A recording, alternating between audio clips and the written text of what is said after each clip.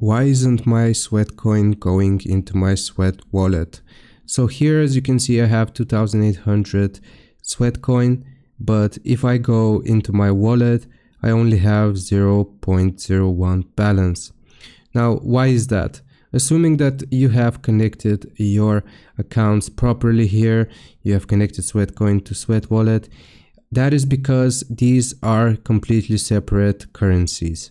The Sweatcoin you can use in the application itself here. You can donate to charity, you can apply for, or you can buy gift cards, and you can play raffles here or scratch cards, and that's how you use your Sweatcoin, which you have multiple of.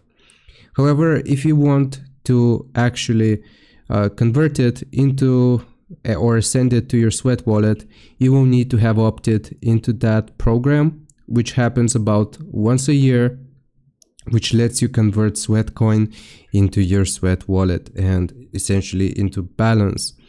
So I hope this answers your question. Leave a like and sub, and I'll see you next time.